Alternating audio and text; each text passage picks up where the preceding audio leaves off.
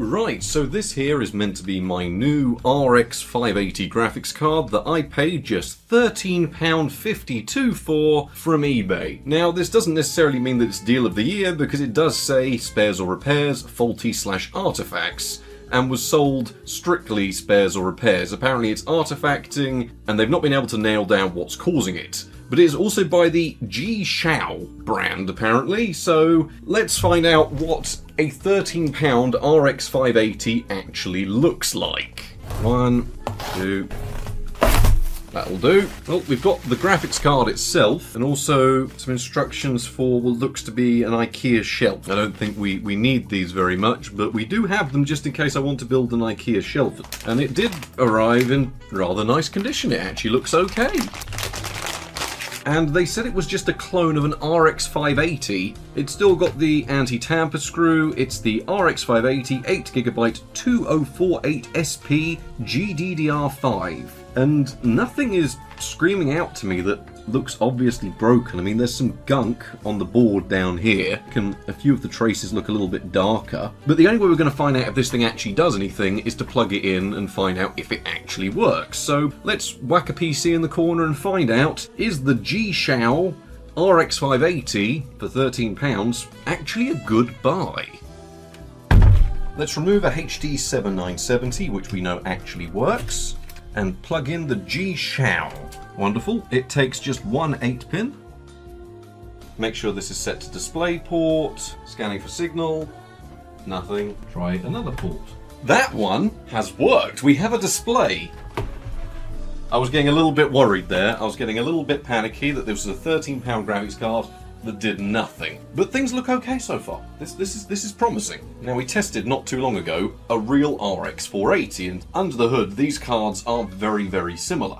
So we should just be able to use the same drivers that we know work on this. Does it have any manufacturer number? So we should be able to run these. And I'm really just hoping this installs, because if so, this is more of a bargain than this was. So it's recognized it, AMD RX 580 2048 SP, and now we hope it does something. That's a long time for a black screen. There may actually be problems with this card. Right, there's the artifacting. Oh, okay. We are actually at the desktop. MSI Afterburner. Let's get in here immediately. Reduce the clocks. Come on. We have no clock controls at all. So the plan is, make it boot up in 800x600, see if we can get to the graphics card controls before it crashes. There's a chance it does, there's a chance it doesn't. We are going to have to take this card apart. Actually, you know what we'll do? We're going to try the modded drivers. And that might make the card think it's a 590X and give us more control over it. So standard profile, see if it's actually got clock controls. Okay, we do actually have clock controls now. Save that. That's working. Now, can we set that to apply on launch and see if it crashes the card out? Yes. The core is indeed fried. How fried is the core? That's the question. So we know what's wrong with it now. The core is completely fried on the card.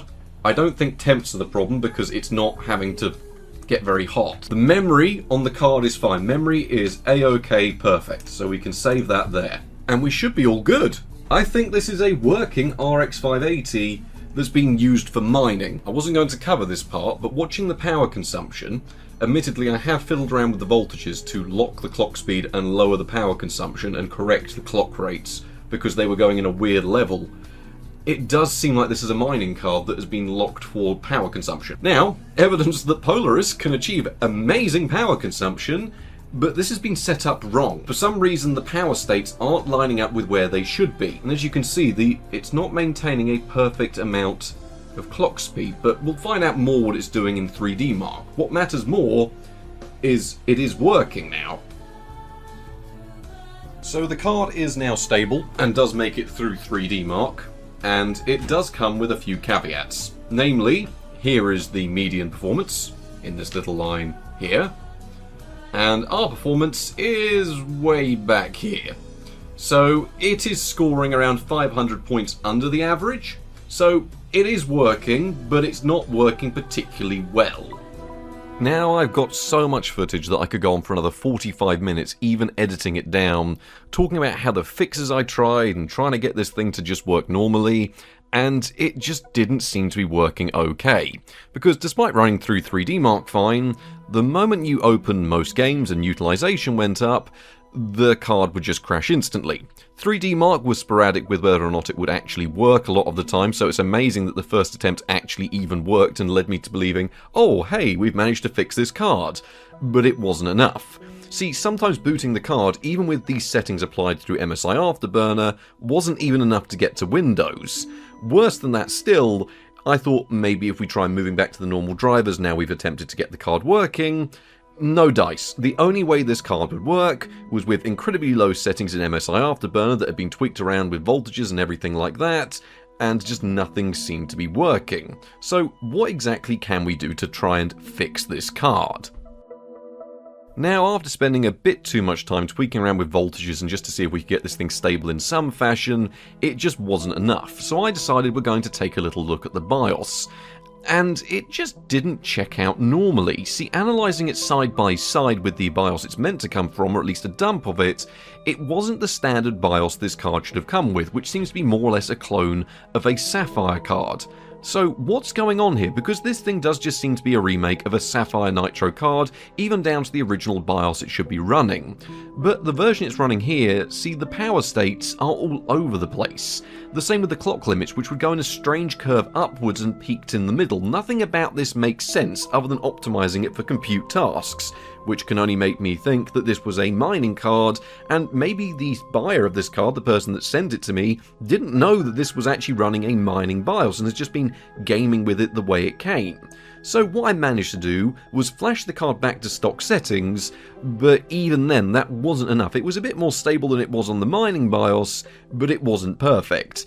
In the end, what I managed to do to get us as close to stable as I could was I made a custom BIOS based on the Sapphire Nitro that this card is ripping off. I then flashed the card via command line, which is something I've not done in a very, very long time, and for our first time yet, the card was actually pretty stable. I mean, it was stable enough that you could load up into Windows and it wouldn't crash, and the first game that I tried launching, well, I let it run for over an hour and actually played a game of Counter-Strike on it, and it was fine. The card didn't crash and all seemed to be working.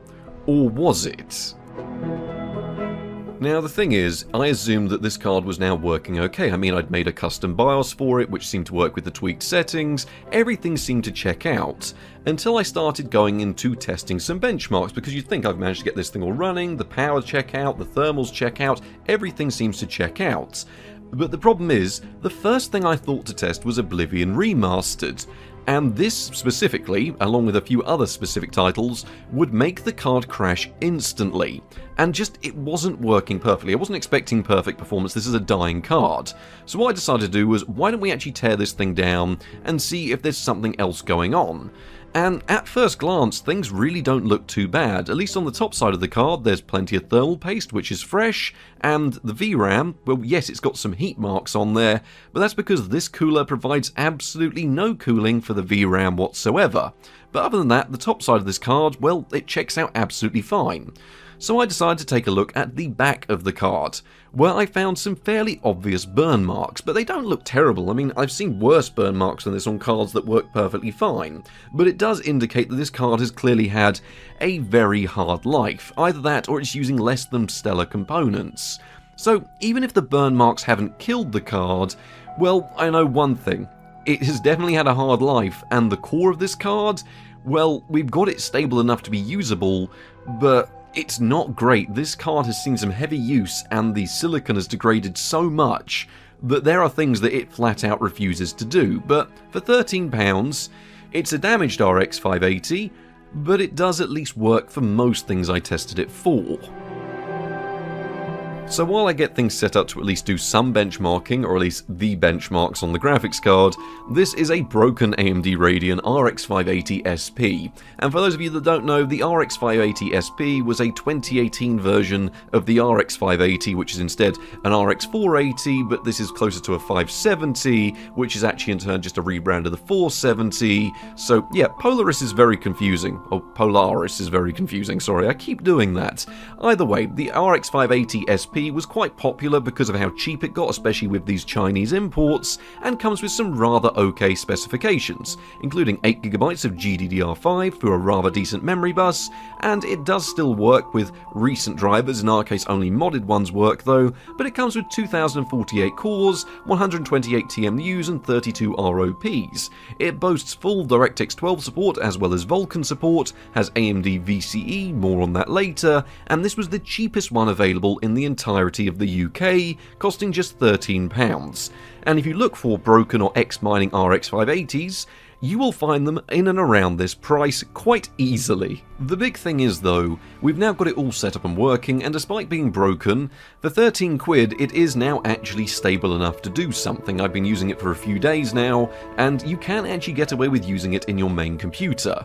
So the question is, should you spend £13, or the equivalent in your territory, and buy probably one of the more questionable graphics cards on the market, but one that's flooded the low end with a dodgy and broken RX 580 graphics card in the benchmarks? Starting off the benchmarks, we have City Skylines 2, which is a bit of a weird one to be starting the benchmarks with, but I was trying to go through all of the latest and greatest games that I have installed on my test system, which are part of the new benchmark suite. And unfortunately, Palworld didn't launch, Oblivion wouldn't launch, Stalker wouldn't launch, virtually none of the other new games that I have on to test will launch. But the one that did was City Skylines 2, which, as we've learned so far, is pretty terribly optimised, and even here with low settings in 720p, I found the game playable at 28 FPS on average, but it wasn't exactly, it wasn't great performance whatsoever. I mean, don't be wrong, I have about 15-20 minutes of gameplay footage from this because I just got carried away building up my city, but you can play it on a dying RX 580, but it's not going to be a great experience doing so, especially given that the working RX 480 card we had was playing this game in 1080p with medium settings at the exact same frame rate. Now, when running Counter-Strike 2, things actually looked fairly decent. We were using low settings in 1080p, but we weren't using any frame scaling or any nonsense like that, because in Counter-Strike it doesn't make any sense to be using things like that. But either way, we saw 121 FPS on average, with 1% lows down to 88 FPS. Now, it is worth noting that when we first launched the game, you would get around 2 to 3 minutes of stuttering, which was present in the workshop benchmark, but would go away on the second run, and the same was whether you were playing casual games, competitive games, it just seemed to be an issue. But then again, we are running a dying card with modded drivers and a custom-made BIOS, so this is better than the screen artifacting, and the hitches would go away. Either way, in actual competitive scenarios, you'd see around 160 to 200 FPS on average, but overall I'd say Counter-Strike 2 was actually pretty damn playable. But we did get just a brief glimpse of GTA 5's performance, and it actually was really good. Now, it's worth noting this was completely stable and was one of the few games I was able to get launching on the card that wouldn't crash between setting changes, which was always nice to see. We were able to run the game with high and very high settings in 1080p using HBAO for the lighting. At least I think it's the lighting it changes. Either way, it looks quite nice. We saw 51 FPS on average with really good frame times, so the frame pacing here was absolutely excellent. And this is sort of a glimpse of how an RX 580 should perform. Now, don't get me wrong, we've got reduced clocks, but then again, GTA 5 tends to be really well optimized, and I'd imagine on a real RX 580 you'd probably see a good few frames more than that. If you want to get an idea what a real one of these should perform like, or at least within margin, go watch my video on the RX 480, because it still performs good here, but it should be doing better. When it comes to the legacy version, as you know, we like to test the online version, given that is one of the most popular versions on Steam. And here, with very high settings and AMD CHS shadows in 1080p, we actually saw a decent frame rate of 66 FPS on average. Now, the frame pacing isn't actually as good as those 1% lows would lead you to believe. As you can see in the graph in the top left, there was an ever so slight stutter or hitch. You couldn't notice it all of the time, but sometimes during intense situations you could feel there was a little bit of something that wasn't quite right. Either way, this would go away when you capped the frame rate at 60 FPS, so it wasn't too much of a problem, but it's just one of those issues that is clearly down to the fact this is a dying card. Either way, GTA Online worked perfectly fine, even in massive lobbies, and saw perfect utilization. Mount & Blade 2 Bannerlord, as we know, is one of the better optimised titles out there today, but even here on a dying RX 580 we had some weird problems. Now, comparing it to Counter-Strike is certainly a weird one, as mentioning Counter-Strike 2 and Bannerlord in terms of optimization in the same sentence seems to be absolute nonsense, but when it comes to the RX 580 or the dying one we've got on hand, they suffered with the same problems. See, there would be stuttering and hitches for the first 2 to 3 minutes of gameplay, and then by the time you'd done your second benchmark run or just continued playing the game, they would go and the frame rate would level out. But you would have these frame rate issues for the first few minutes of gameplay, and there was seemingly nothing you could do about it. It'd be there with higher settings, lower settings, didn't matter what resolution you used, but eventually the frame rate would stable out and it'd be more than playable. But Bannerlord had some weird, stuttering problems. Of all titles to run perfectly fine though, I was not expecting Cyberpunk 2077 to be able to run with some rather decent settings. Now, we did keep textures on low, but we had a few of the medium and high options turned on, which really helps mask this and actually does make the game look really rather nice. And it ran through the built-in benchmark completely fine with 34 FPS on average, with 1% lows down to 28 FPS, and I thought, this can't be right. We're seeing the game running in 1080p with nice settings. When I go in-game, usually when you see something like this on a card you don't expect it to, performance just falls apart in-game. And no, we actually saw exactly the same frame rate, with the exact same averages, when we were in-game. Now don't get me wrong, even when you made things really intense, the game would still hover around 30 FPS. So when it comes to Cyberpunk, well, it does work really well on a dying RX 580, which is not something I was expecting to see today.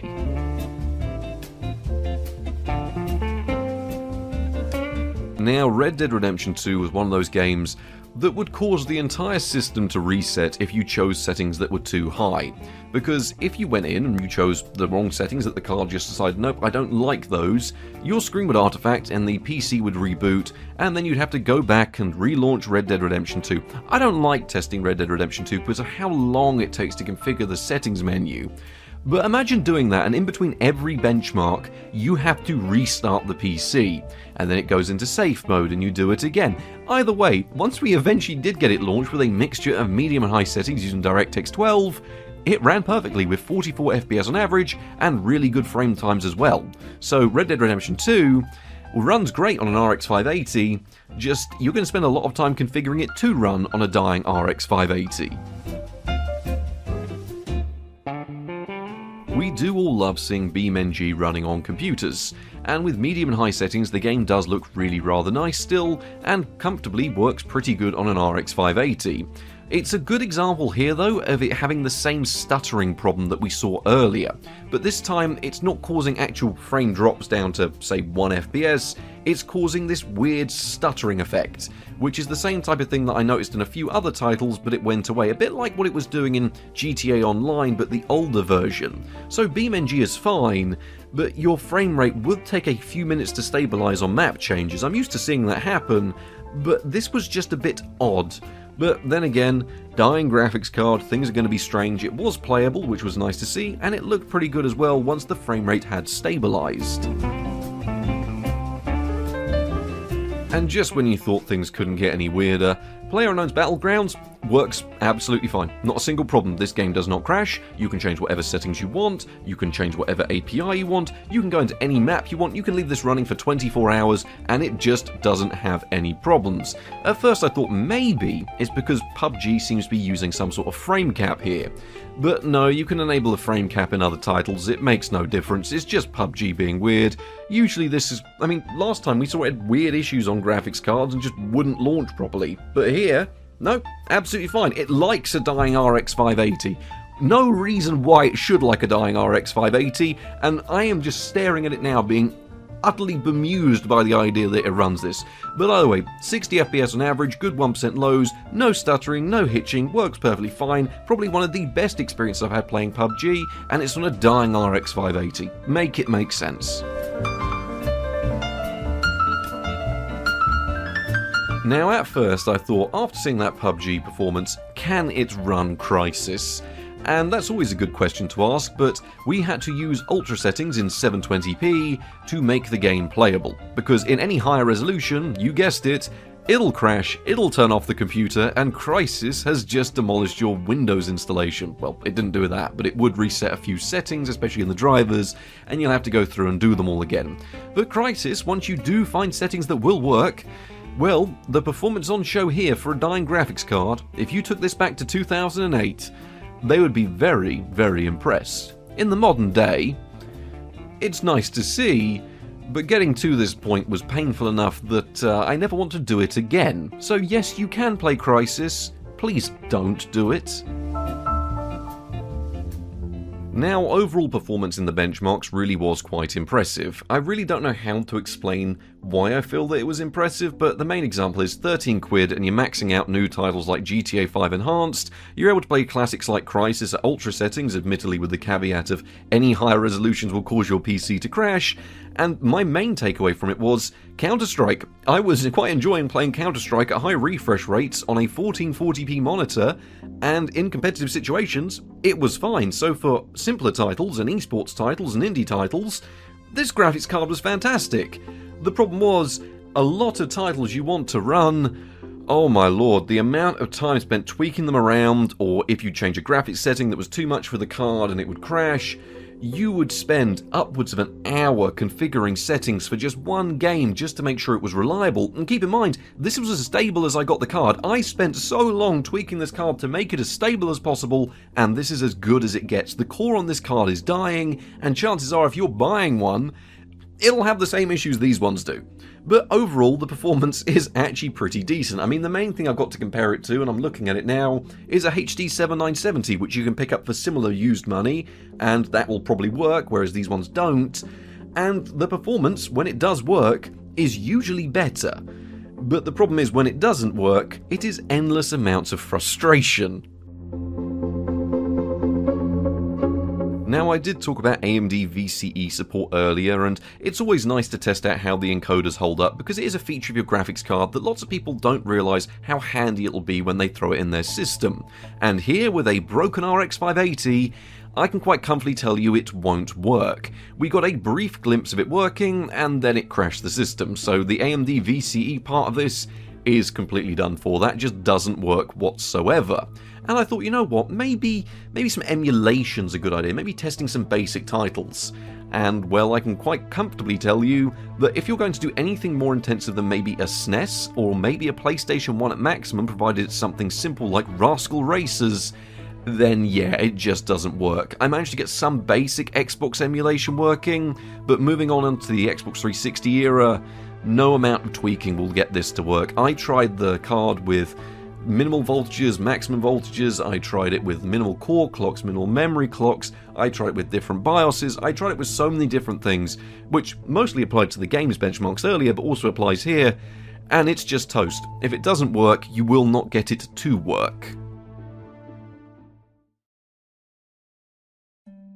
So there we have it. Admittedly, I got away with buying this card purely because I get so many comments telling me in various videos, oh, just buy an RX580. And I've always been a little bit predisposed to the RX500 series being just a refresh of what was a really good architecture with more voltages shoved into it. And a lot of the time people are saying, oh, you can grab these for about $10 to $15 and things like this. And I'm thinking, well, the one I got for 30 quid I was happy with, and even then that wasn't perfect. So what kind of RX580s are people buying for this cheap? And now we know. They are saying you should go out and buy one like this. Now, I don't doubt there are bargains out there. Chances are you will be able to buy an untested one or buy one that's local and maybe get one for next to nothing. But in my experience, until you start hitting the £25 to £35 region, most of those Polaris cards, unless they're the RX460 and cards like that, they tend to be garbage. No, genuinely, they tend to genuinely just be cards you don't need to buy because you can buy better used alternatives for ever so slightly more, or a working one for maybe an extra £10 or dollars. Like, yes, it's a cool idea, but 13 quid, it does run games, but the headache it comes with, it's just not worth it. Admittedly, I had quite a lot of fun going into BIOS modding and things like that and trying to get this card resurrected, but the core's dead. You can't do much about that. I mean, it's going to make for a nice ornament because I'm not putting the cooler back on it. The cooler doesn't do anything to the VRAM chips. It's not very bloody good. So, yes, you can buy an RX580 for £13. It'll be a cut-down version with a dodgy cooler, a dodgy BIOS, it will have been used for mining, and it's 50-50 on whether or not it'll boot, and then 50-50 again on whether or not you can get it stable enough to run games. So hopefully someone out there can get a better bargain than this, but in my experience, low-end Polaris, it's kind of garbage, but it's been fun garbage. Anyway, thank you very much for watching, and good night.